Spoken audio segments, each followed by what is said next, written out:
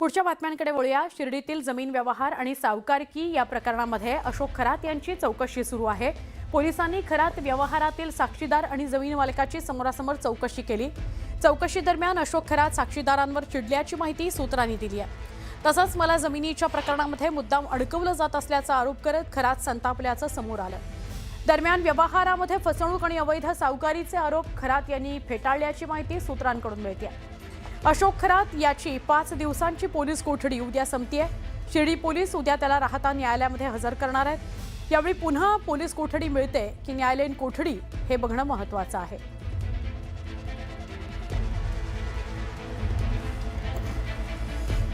शिर्डीतील शेतकऱ्याची फसवणूक आणि सावकारी प्रकरणातील शिर्डी पोलिसांच्या कोठडीत असलेल्या भोंदू अशोक खरातला आज पुन्हा कोर्टात हजर केलं जाणार आहे।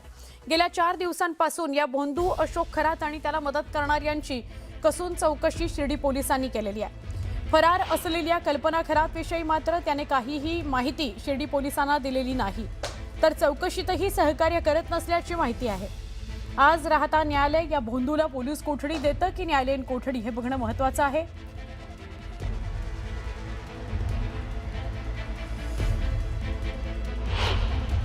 भोंदू अशोक खरात याला शिर्डी पोलिसांना मिळालेली पोलीस कोठडी आज संपते आणि आज पुन्हा एकदा त्याला राहताच्या न्यायालयामध्ये हजर केलं जाणार आहे। मी आता न्यायालयासमोर आहे आणि हेच ते न्यायालय आहे ज्या ठिकाणी आज हा जो भोंदू आहे याला हजर केलं जाणार आहे। 9 मे पर्यंत त्याला पोलीस कोठडी मिळालेली होती।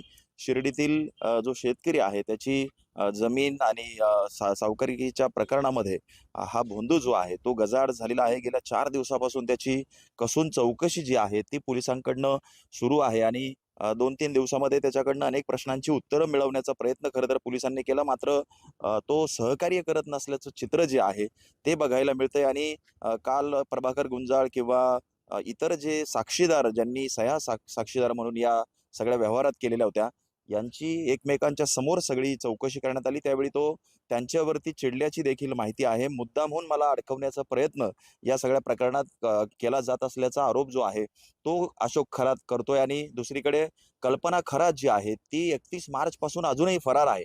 तिचा पत्ता देखील त्याला माहीत नसल्याचं त्याचं म्हणणं आहे। ती कुठे आहे, काय आहे हे देखील तो काही सांगत नाहीये। आज पुन्हा एकदा अशोक खरातला राहत्याच्या न्यायालयामध्ये हजर केलं जाईल, त्यामुळं पुन्हा एकदा त्याला पोलीस कोठडी मिळते की न्यायालयीन कोठडी हे पाहणं महत्त्वाचं ठरणार आहे। हरीश दिमोटे, न्यूज 18 मराठी, शिर्डी, अहिल्यानगर।